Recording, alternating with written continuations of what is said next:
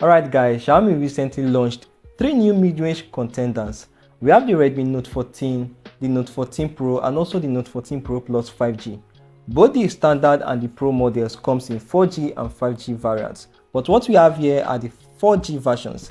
As for the Pro Plus 5G, that's a completely different beast, packing a better specs and overall upgrades. Now the big question is, does it really make sense to spend extra for the Pro version, or is the base model good enough? I know a lot of you are thinking about upgrading, but is the Pro version actually worth the price bump, or is Xiaomi just slapping a fancy badge without major improvements? Well, in this video, we're breaking it all down from price, build and display to performance, cameras to battery life and extra features. By the end of this video, you will know whether to save your money or go all in for the Pro model. I am Mr. Roy and this is All Around Review. So let's get started. The base model of the Redmi Note 14, which comes with 6GB of RAM and 128GB of storage, is priced at around $150, which is roughly 250,000 naira in Nigeria. Meanwhile, the Note 14 Pro costs around $200, which is approximately 400,000 naira for the 8GB and 256GB storage variant. If you are going for the highest end model with 12GB of RAM and 512GB of storage, you need to budget around 480,000 naira. Now here's where things get interesting. If you compare the Note 14 and the Note 14 Pro with the same 8GB and 256GB storage, there's a price gap of 100,000 naira to 110,000 naira. That's a big difference, especially if you're on a tight budget. The question is, does the Pro really offer enough upgrade to justify the extra cost, or would it be better off saving that money? Well, stick around to the end of this video because we are breaking it all down to help you make the best decision. The Redmi Note 14 and Note 14 Pro 4G both offer solid build quality, but there are key differences in materials and durability. The Note 14 features a glass front protected by Corning Gorilla Glass 5, a plastic back and an aluminium frame, striking a balance between durability and affordability. It weighs just 196.5 grams and has an IP54 rating, meaning it can resist dust and minor water splashes but not fully waterproof. The Pro, however, steps up with durability with Gorilla Glass Victus 2 on the front, providing better scratch and drop resistance, while it keeps the plastic back and aluminium frame. It's lighter at just 180 grams and more compact. Also has a higher IP rating of IP64, providing a better protection against dust, water splashes compared to the standard version. Despite this difference, both devices maintain a premium feel for their price range. The Pro model is the tougher option, making it a better choice if you are worried about durability. But if you are not too concerned about extra protection, the Redmi Note 14 still delivers a solid build at a lower cost. I don't know how this advice is if we are going to point it out. Maybe we should go with the fact that the base model will have more options and look and feel better with the screen protector than the Pro model due to its curved display. On paper, the Note 14 and Note 14 Pro 4G have nearly identical displays. Both devices feature a 6.67 inches AMOLED panel with a 1080p resolution, a 120Hz refresh rate and a peak brightness of 1800 nits, ensuring smooth visuals and great outdoor visibility. Additionally, they both share a 395 ppi. With such similar specs, you won't notice a significant difference in everyday use. However, there are a couple of technical differences. The Pro model has a curved display, while the standard Note 14 4G features a flat panel.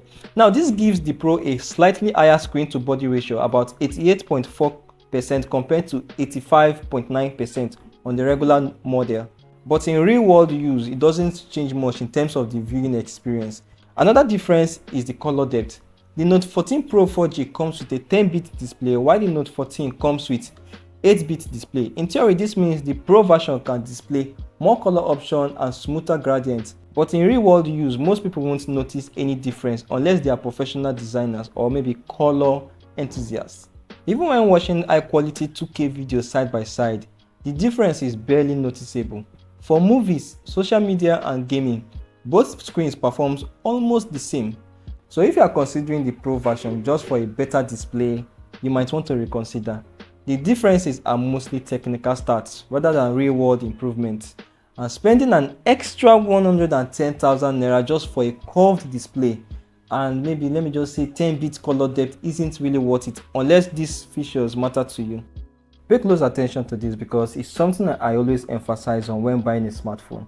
It's not just about the camera, megapixel, RAM or storage. These are the usual specs people always focus on when buying a smartphone, but the processor is one of the most important factors to consider.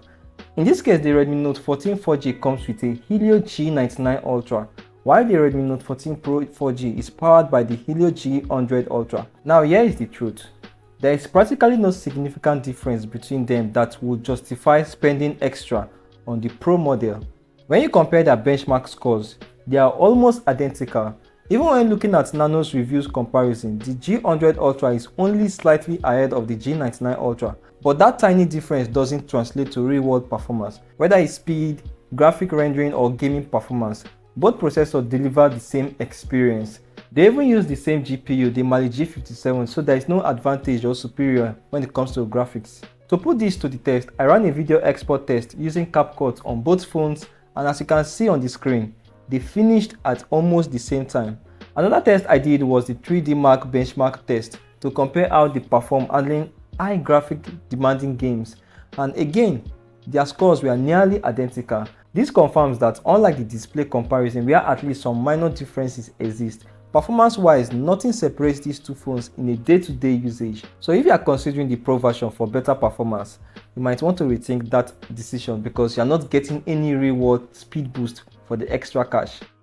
Now let's get into the camera performance and see if the Pro model truly earns its name in this department. If you are someone who values smartphone photography, pay close attention. Both devices comes with a triple camera setup and you can see their exact specs on the screen. For everyday photography, both delivers impressive shots and I personally found the image quality to be more than satisfactory. Chances are you'll be happy with the results too. In terms of design, I actually prefer the camera layout on the standard Note 14 over the Pro version. The Pro doesn't quite give off that premium look, while the base model keeps things minimal yet elegant while still maintaining the triple camera setup. However, where the Note 14 Pro pulls ahead is in low light photography. Thanks to the higher megapixel count, it allows more light into the sensor, producing brighter and more detailed shots compared to the regular Note 14. Speaking of details, the 200MP sensor on the Note 14 Pro does capture finer details compared to 108 megapixel sensor on the standard Note 14. Another clear advantage of the Pro is the inclusion of the ultra-wide camera, which is missing in the base model. This means that the Note 14 Pro offers wide-angle shots, making it more versatile for landscape and group photography. Now here's where things get disappointing. Neither phone supports 4K or even 2K recording. The highest resolution available on both is the 1080 at 60 fps, which is a bit disappointing considering how much smartphones are improving in video capabilities. The footage you are watching right now was recorded at 1080 and 30 frames per second. And honestly, both perform similar in standard situation. The Note 14 Pro does have a slight edge in stabilization. Both phones support optical image stabilization (OIS), but the Pro model handles shaky footage better, making it a better option for content creators. I noticed something odd. On the Redmi Note 14 12 Pro, there is an option to manually enable OIS. But this option seems to be missing on the Note 14 series. Both phones record selfies videos at 1080 and 30 fps max, which is decent but not groundbreaking.